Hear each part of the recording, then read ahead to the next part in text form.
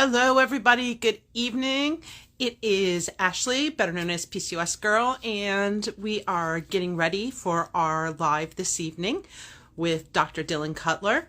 We're just waiting for things to kick in and for Dr. Dylan to join us, and then we will get started in just a few moments. If you have any questions, please pop them into the comments below and we'll try to get them answered at the end of the live session tonight. I'm so excited to have all of you here with us because September is a big month for the PCOS community. It is PCOS Awareness Month, and we're celebrating all kinds of events. We're celebrating all kinds of education, post people to raise awareness for the 1 in 5 worldwide living with PCOS. So excited that you're all here, and just waiting for Dr. Dylan to get here, and we will get started in just a few moments.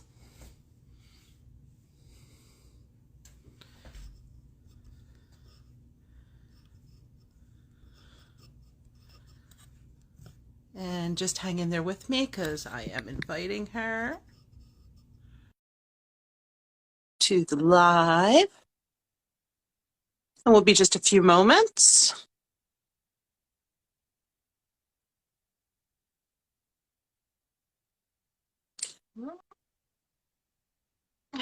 Hi, And there she is. Hi, how are you? how are you?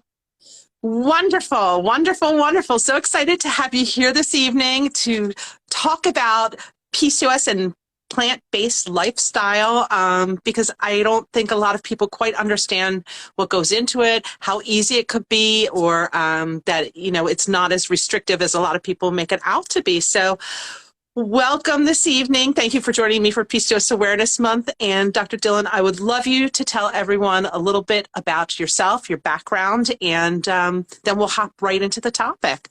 Sure. Well, thank you so much for having me.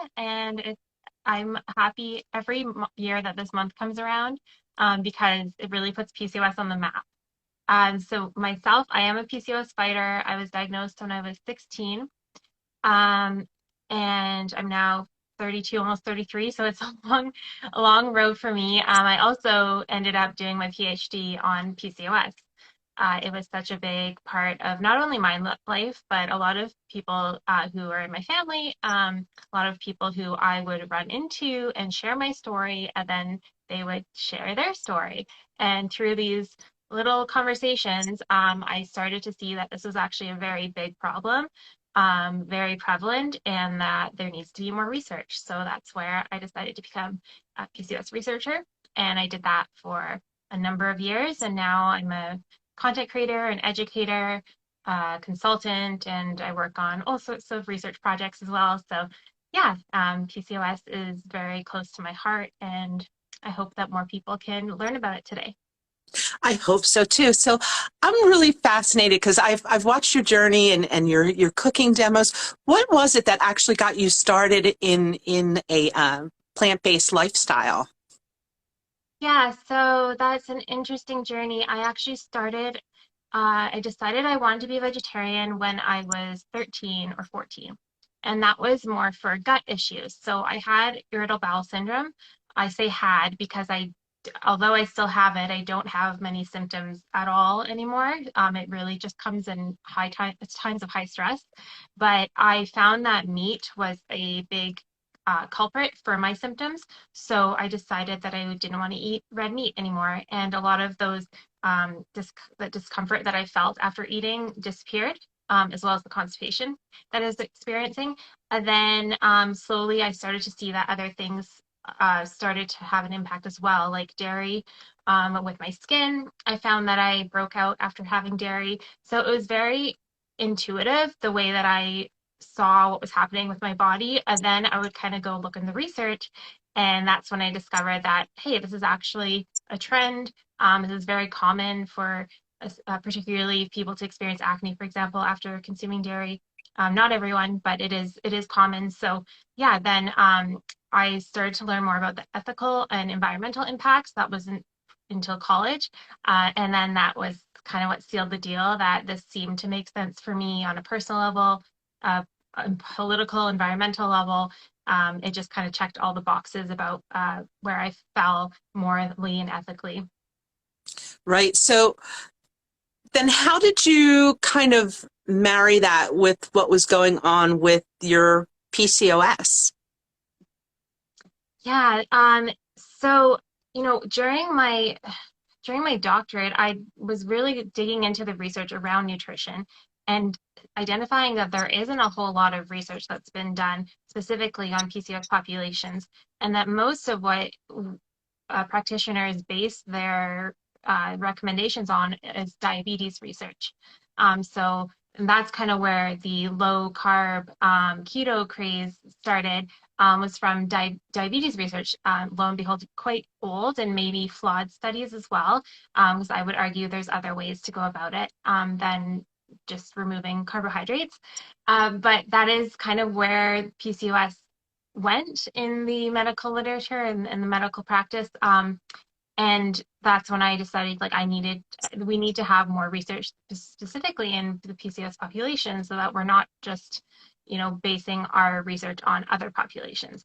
And so that's what I did during my doctorate, was created a randomized controlled trial that was looking at lifestyle changes compared to letrozole, or a very common ovulation induction medication, and to see if the lifestyle changes were as effective as those medications. And also to see if how people were currently eating, it was affecting their symptoms. And that's where I found that fiber was really key for combating insulin resistance. And fiber is only found in plants. So that kind of sealed, my theory already that plants are so beneficial for us. We need more of them. And it's also affecting our insulin resistance and hyperandrogenism as well, was the other finding. That's awesome. Like I never actually, I mean, now that you said it, it makes sense, but I never put together that fiber comes from a plant and that's a good way for you to battle the insulin resistance, because I knew about the fiber, but yeah, so I guess my question for you is like, a lot of people I know when I'm talking about nutrition and diet, they say you have to have protein, you have to have meat, you got to diversify, you got to get it in there. But you can kind of do that without actually having like animal byproducts, right? There are lots of ways to get protein and all the nutrients that you need when you choose a plant-based lifestyle, correct? Yeah, absolutely. There are many ways to get protein in. I think that protein is a little overemphasized in our culture. There are very few people that ever end up protein deficient, and it's pretty much found in like almost all foods in some form, maybe very small amounts. But if we take looking at plants and where we can get our protein from, foods like beans, legumes, tofu, quinoa even as is a good source of protein as well. If we look at where those main sources are, and then also we can substitute with protein powders if it's becoming a concern.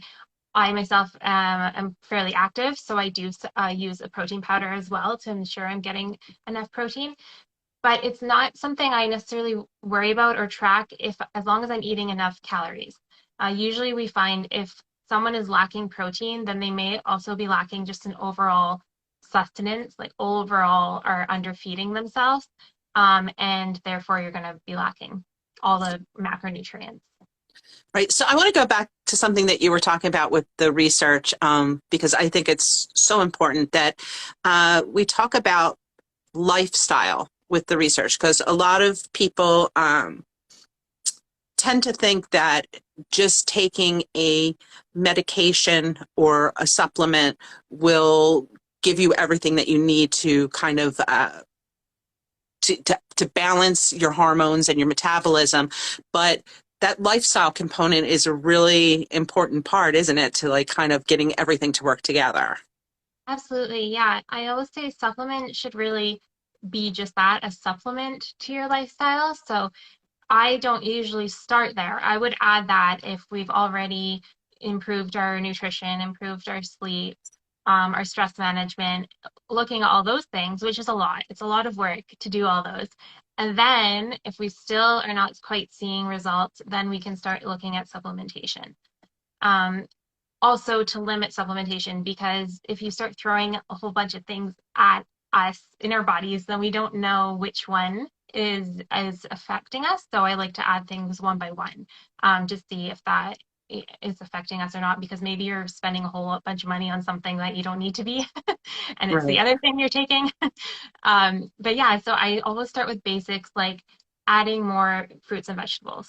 Um, so that could be a smoothie. If you already have a smoothie, add a handful of greens into it. Like spinach is probably the most palatable. Kale is a little harsh, but I would go spinach. And then and a cup of frozen fruit. So you have frozen veggies and fruit in the freezer. I think that's the way I do it. So they're always on hand. They don't go bad. You don't have that like guilt about not eating your veggies and they're going bad in the fridge. So I love frozen fruits for that. And then after looking at our nutrition, we want to look at our sleep. So are we sleeping 7 to 8 hours a night?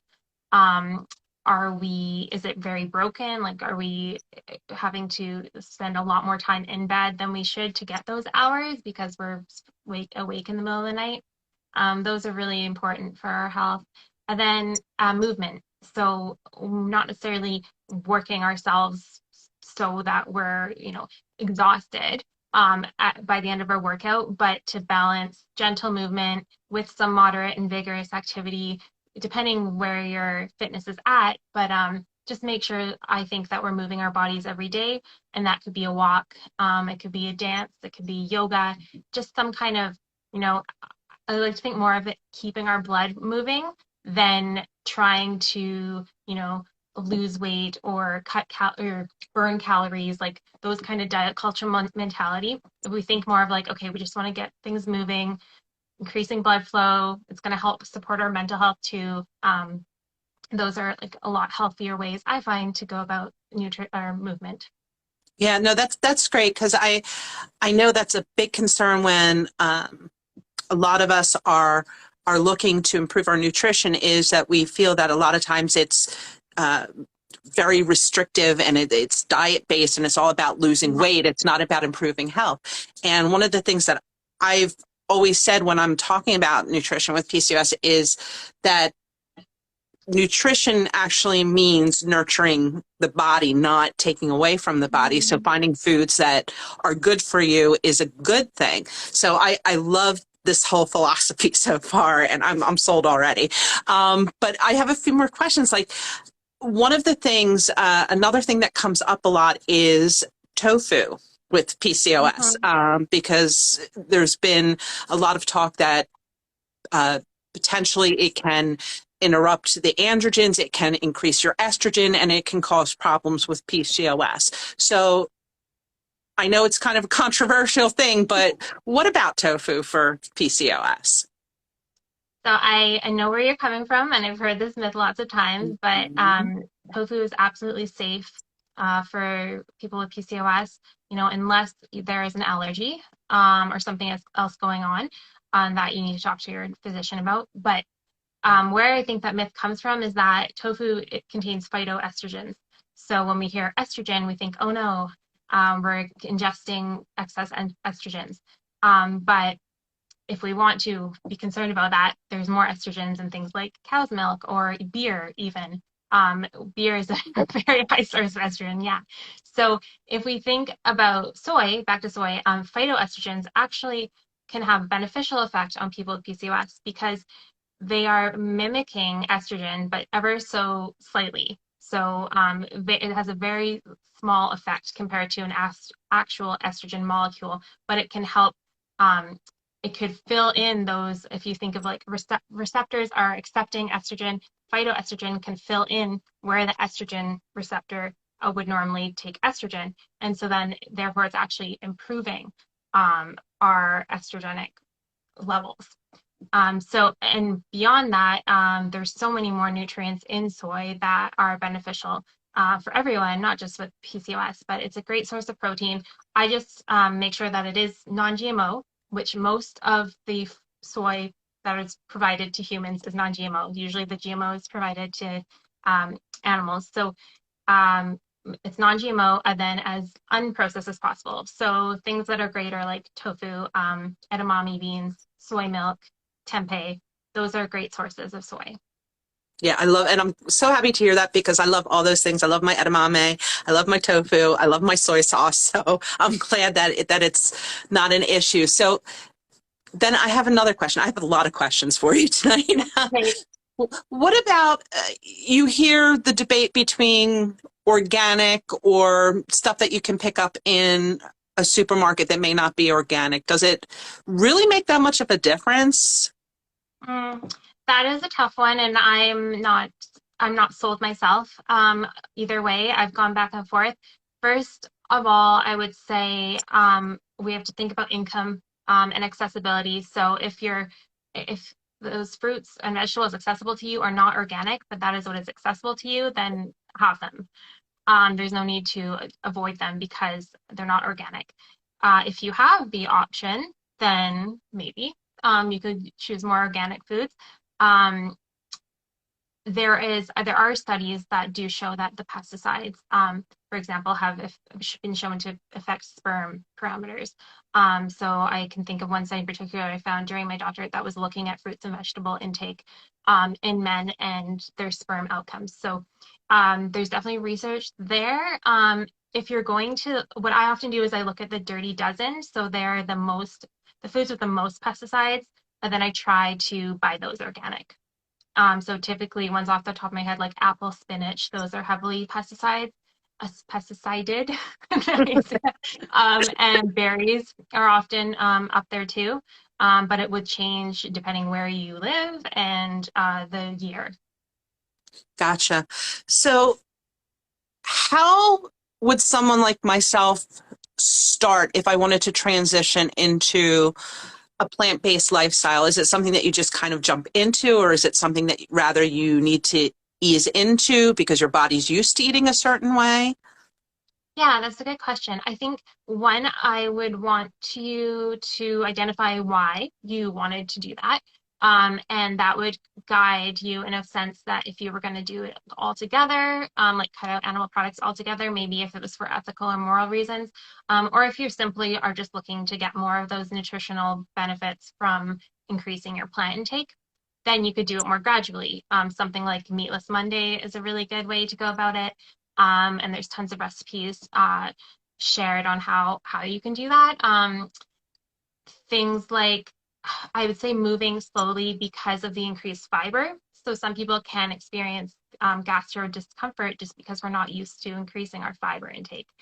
So making sure that we're also increasing our water to prevent that, and that bloating usually goes away after our microbiome gets used to the excess of fiber that it should already have been used to, but we've been depriving it of that. So yeah, usually that goes away, but things like eating a ton of beans at once, stuff probably not going to feel great at the start. So I would say go slowly for those reasons.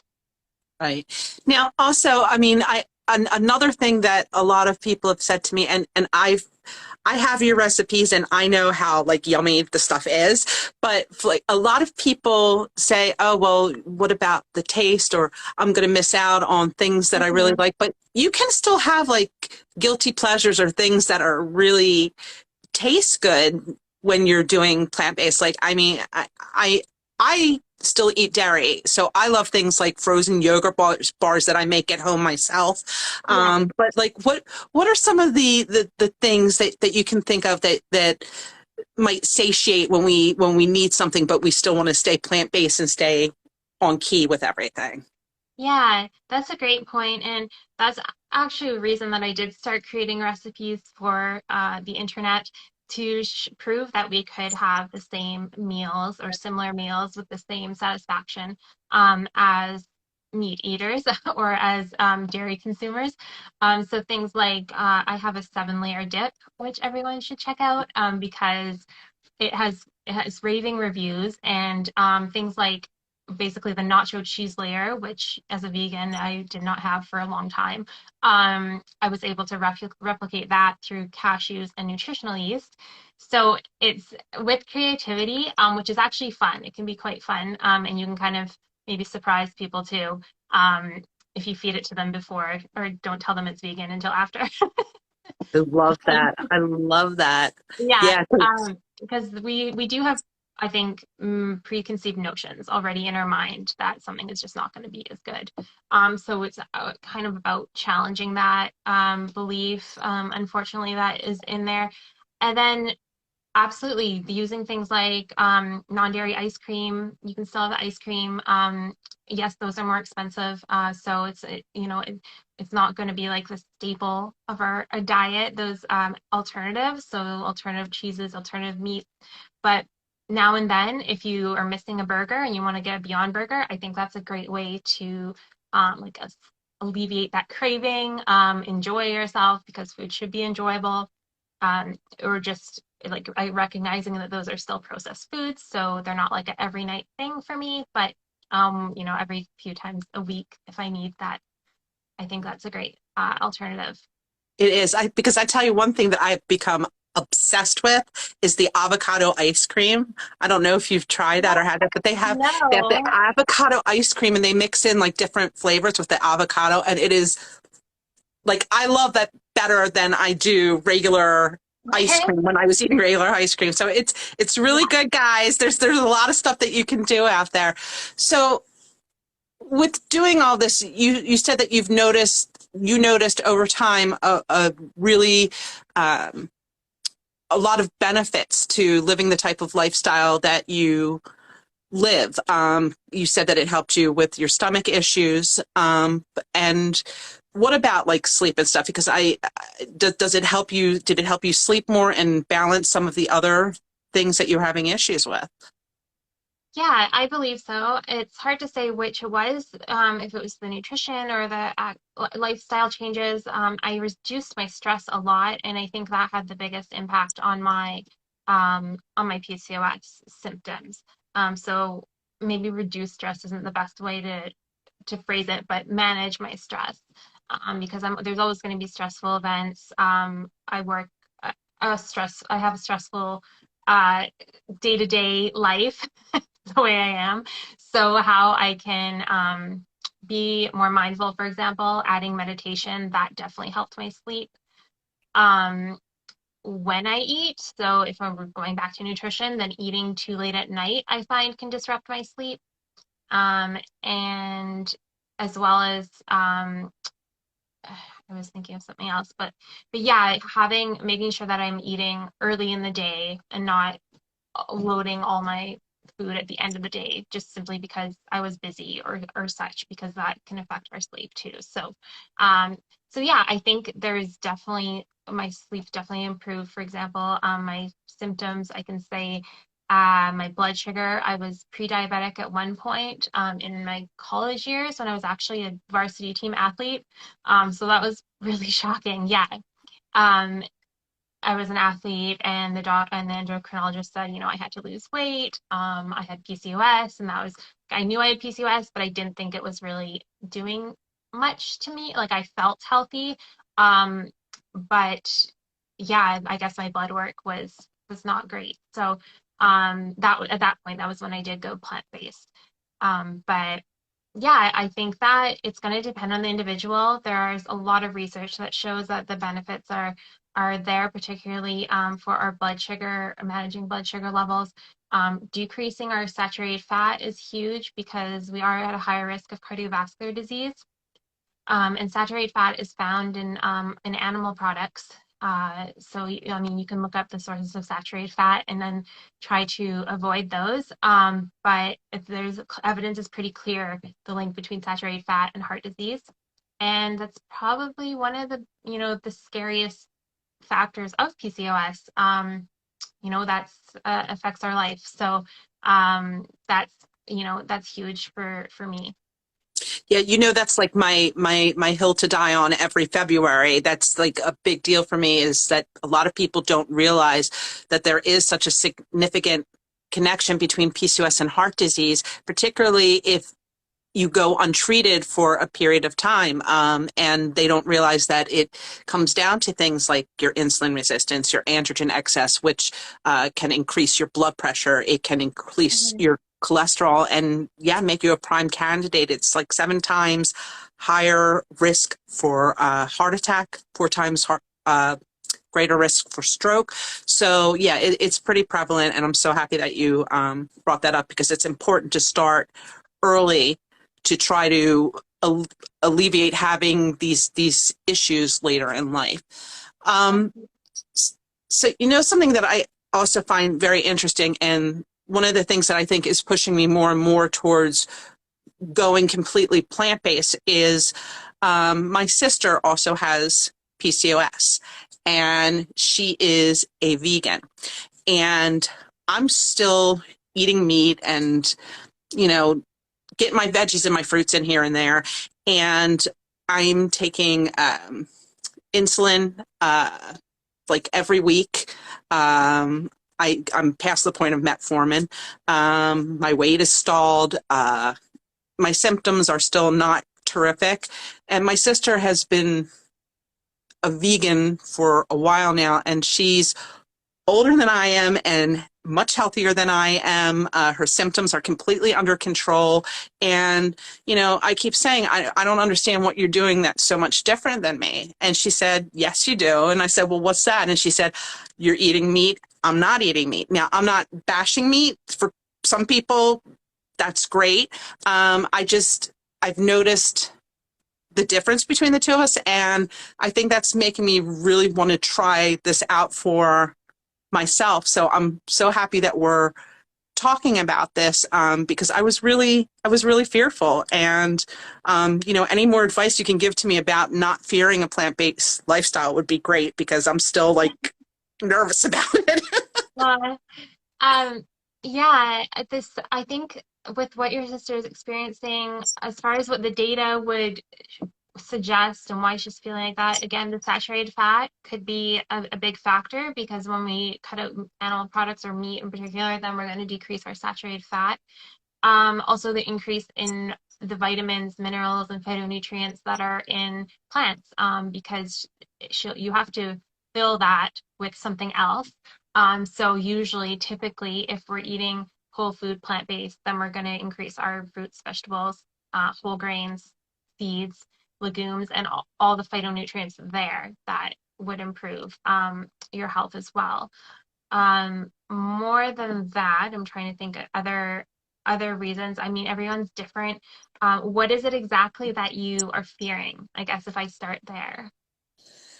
Oh, I think it's that I'm not going to feel as satiated if Hmm. I'm eating, primarily vegetarian. And my boyfriend just showed up, so he'll tell you, right, that, I tend to not have feel satiated a lot. And, I've been getting my blood sugar under control and everything, and I'm just not, I don't feel like I'm getting the right nutrients or the right balance in there. And I think maybe it's because I am too heavy on the meats, or still on the carbs, even though I'm eating the right type of carbs. I still just don't feel like nothing's happening, basically.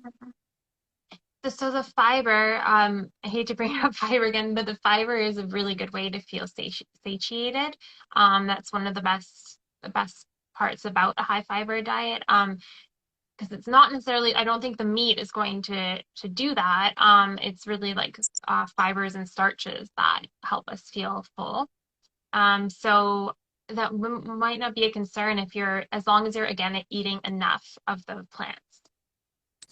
And you just mentioned starches. So starches are okay then? Starches, because I Yeah, hear a lot of data about starches. You should stay away from starches and not eat as much starches, but kind of what are like the starches that are okay, or what are they, so I understand it better, or other people understand that it's yeah, okay to eat them. absolutely. So potatoes, I love sweet potatoes, but white potatoes are good too. They're all very great sources of vitamins and minerals. I just find sweet potatoes taste delicious, and you could have cinnamon with them and taste like Christmas or Thanksgiving. The cinnamon also helps reduce or manage blood sugar levels. So I often put cinnamon on everything that it could go with. Starch quinoa, I mentioned that because it also not only is a starch but also a protein. Brown rice as well is a great starch. The squashes, like we're coming into fall, it's a great time to like butternut squash, spaghetti squash, any of the squashes, acorn squash. They're gonna not only are you gonna get have starch and feel satiated, but also the minerals. The more colors that we have, they have their own minerals and vitamins. So when we say eat the rainbow, we really want you to eat the rainbow on your plate. I'm trying to think what else. This is really like a great season to. I think you could feel very full with fall foods. Yeah. Yeah, Yeah. no, because I love all of the above that you mentioned. So I think I'm going to try to dive into that a little more and see what I can come up with that stuff. Yeah. So You can use my recipes in my book that you I have. I have them. And I'm gang. I'm telling you, they are awesome. Like Yeah, they have totally turned me into a foodie. I absolutely love it. such a So plug that. yeah, no, I love it. So I have to ask you, I know you talked about your 7-layer dip, which is another thing that I'm like drooling right now thinking about it. But what has become like one of your favorite recipes or two of your favorite recipes? Let's see. I love roasted vegetables. It sounds simple, but I think it's a really great way, especially if people that don't like vegetables.